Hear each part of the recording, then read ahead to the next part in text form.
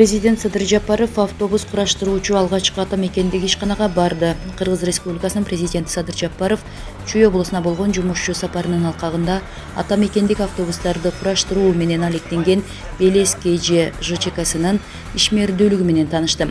Мамлекет башчысына жүргүнчү ташыган Белес автобусун иштеп чыгуу долбоору менен алектенген компаниянын ишмердүүлүгү тууралуу маалымат берилди. 500 автобус. Бирок азыр бул жылы 250 автобус жасап турат. Бул жылы. Жок, 10 автобус канчасын жасап турат азыр мисалы. Биз пробный заказ берип туруп, мисалы, Карабалтага чыгарсак, же Бишкекке чыгара алсак.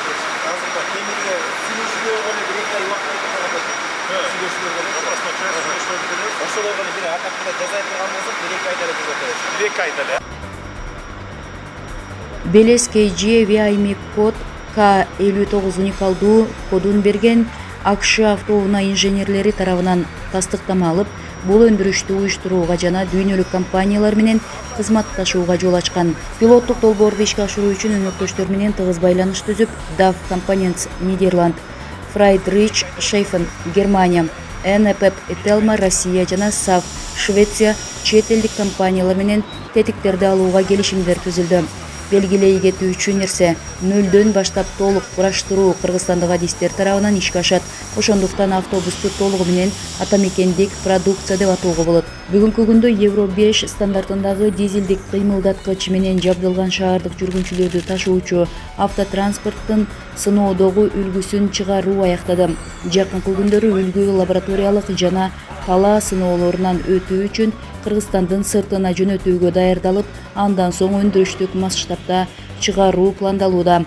Дүйнөдө экологияга зыян келтирбеген транспорттун актуалдуулугун жана Бишкек шаарындагы абанын булганышы боюнча учурдагы кырдаалды эске алуу менен компания кезектеги сыноодогу үлгүсүн электр кыймылдаткыч менен чыгарууну чечти. Белес КЖ өкүлдөрү белгилегендей, долбоор ички жана тышкы рынокко багытталган атамекендик автоиндустрияны түзүүгө багытталган. Бул өндүрүш тектеш тармактарды тартуу жана өлкөдө кошумча жумуш орундарын түзүү менен мультипликативдик натыйжа берет деп болжонууда. Биринчи атамекендик автобусту Садыр Жапаров өзү рулга отуруп сынап көрдү. Ал жүргүнчүлөр үчүн сапат, коопсуздук жана ыңгайлуулук боюнча бардык заманбап талаптарга жооп берген ишенимдүү автобустарды чыгаруунун маанилүүлүгүн белгиледи. Мамлекет башчысы мындай долбоорлорду ишке ашыруу өлкөдөгү бир катар социалдык жана экологиялык көйгөйлөрдү чечээрин баса белгиледи. Компания кум ташууга ылайыкташтырылган контейнерлерди ташуу үчүн жарты прицептердин үлгүлөрүн жана жүргүнчүлөрдү ташуучу автобус чыгара алды. Бүгүнкү күндө жүргүнчүлөрдү ташуучу автобустун үлгүлөрү жана чиркөөчтүн жаңы түрү сыноодо. Автоунаанын тетиктери чет өлкөлүк өнөктөштөр Нидерланд, Германия, Россия жана Швециядан сатылып алынат. Компаниянын өкүлдөрү бул долбоор ички жана тышкы рынокто сатуу пландалып жаткан автоунаалардын атамекендик өндүрүшүн түзүүгө багытталганын жана тектеш тармактарды иштетүү аркылуу Кыргызстанда көптөгөн кошумча жумуш орундарын түзөөрүн белгилешти. Атамекендик автоиндустриянын дагы бир маанилүү жагы өнөр жай унааларын техникалык жана гарантиялык тейлөөсү. Президент Садыр Жапаров атамекендик өндүрүшчүлөрдү колдоо максатында мамлекет бул ишканада чыгарылган 10 автобустун алгачкы партиясын сатып алаарын белгиледи. Бул унаалар ийгиликтүү иштетилген учурда завод менен туруктуу негизде кызматташуу маселеси каралат. Кыргыз Республикасынын президенти Садыр Жапаров бүгүн 15 февралда Чүй облусуна болгон жумушчу сапарынын алкагында арматура чыгарууга адистешкен Азия Стал жоопкерчилиги чектелген компаниясына барды. Мамлекет башчысына үстүздөгү жылдын февралында Россия Кыргыз өнүктүрүү фондунун колдоосу менен ишке кирген өнөр жай ишканасынын ишмердүүлүгү тууралуу маалымат берилди. На данный момент мы предварительно уже до второй фазы уже предварительный этап сделали. Это мы построили сталеплавильную собственный цех с мощностью 3000 тонн в месяц. То есть мы сейчас уже можем свой арматурный завод обеспечивать своим сырьем. При этом из Кыргызстана уходит ежемесячно в Россию порядка 7000 тонн металлолома. Расстояние транспортное плечо составляет порядка 2500 километров. Это значит $55 в один конец на каждую тонну. И обратно уже готовая арматура приходит сюда. То есть опять же транспортное плечо составляет 55 километров, $55. и стоит где-то порядка $110, это наш конечный потребитель переплачивает за это. Азия Стал жоопкерчилиги чектелген компания биргелешкен ишканасы кыргыз ишкерлери менен индиялык Doshi Technologies Pivot Ltd компаниясынын катышуусунда түзүлгөн жана Эрков колдоосу менен 2021 жылдын июнунда заводду модернизациялоо жана кайра жабдуу иштери башталган. Модернизациялоонун биринчи этабында Азия Сталь жоопкерчилиги чектелген компания кубаттуулугу айына 3000 тоннага чейин продукцияга даярдалган индукциялык мештин базасында болот эритүүчү цехтын курулушу аяктады. Ал арматура заводун чийки зат менен камсыз кылат.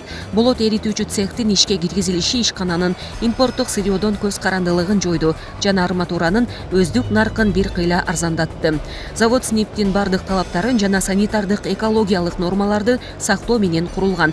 Модернизациялоо экинчи этабында чет элдик инвестор индиялык Doshi Technologies Pvt Ltd компаниясы өндүрүштүк кубаттуулугу айына 15.000 тонна продукцияга чейин жеткен меши менен болот куюучу заводдун куруп ишке киргизет. Темир эритүүчү заводдун курулушун аяктоо 2023 жылга белгиленген.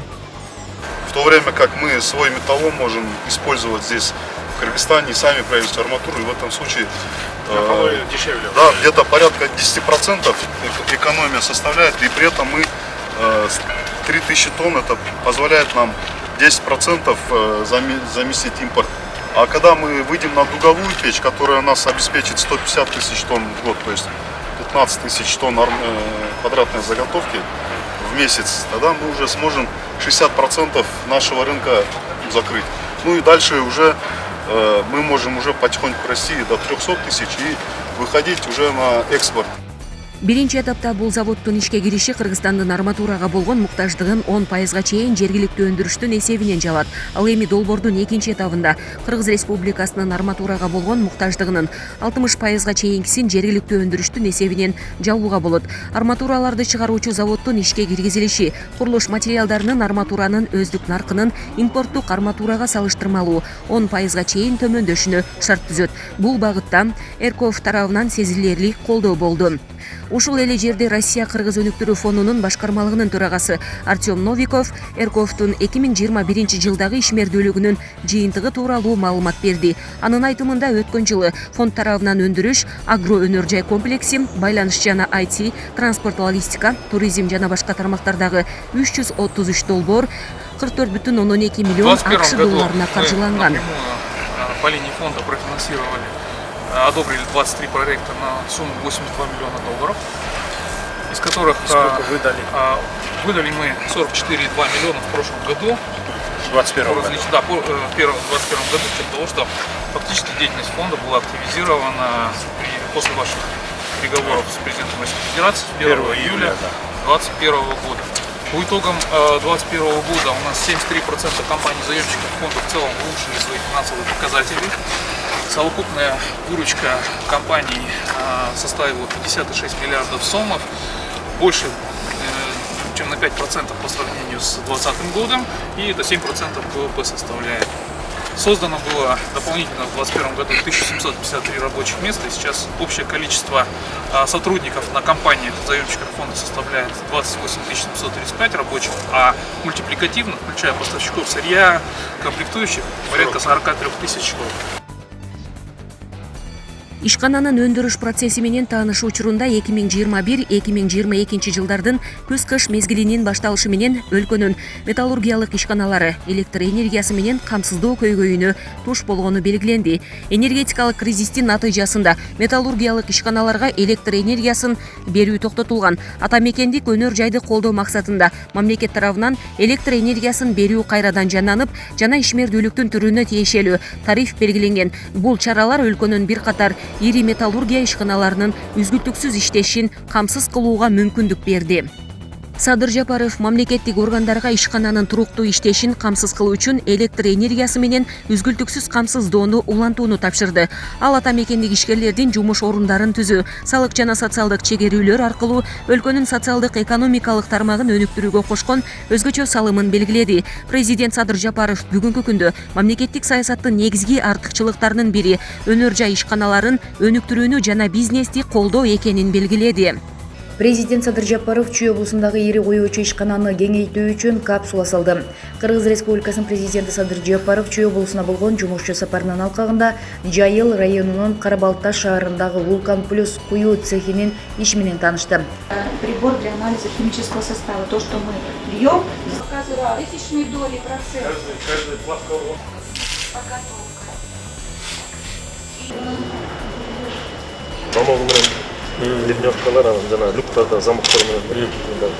Мамлекет башчысына Вулкан Плюс ЖЧКсы түзүлгөндөн бери 11 жыл аралыгында өлкөдөгү тоо-кен ишканалары жана цемент заводдору менен иштешип, тегирмендердин, майдалоочу жабдыктардын, мештердин жана автоунаалардын тетиктерин чыгарып келе жаткандыгы тууралуу маалымат берилди. Компания өз продукциясын чыгаруу жана тейлөө үчүн жогорку квалификациялуу жана тажрыйбалуу кадрларды топтой алды. Өндүрүштүк кубаттуулугу жылына 30 000 тонна. Компаниянын продукциялары Кыргызстандын ичинде да, коңшу мамлекеттердин базарларында да сатылат. Акыркы 5 жылдын ичинде компания өлкөдөгү эң ийгиликтүү 200 компаниянын катарына кирди. 2021 жылга товардык продукциянын көлөмү 727 миллион сомду түздү. Мындан тышкары президентти аталган ишкананын базасында майдалоочу шарларды жана металл буюмдарын куюу үчүн линияны куруу долбоору менен тааныштырышты. Ишкананы көрүү учурунда Садыр Жапаров Вулкан Плюс ЖЧКсынын тоо-кен таштарын, майдалоочу шарларды жана металл буюмдарды куюучу линиясынын курулушу үчүн капсула салды. Аны ишке киргизүү ишкананын өндүрүмдүүлүгүн жылына 100 000 тоннага чейин жеткирүүгө мүмкүндүк берет.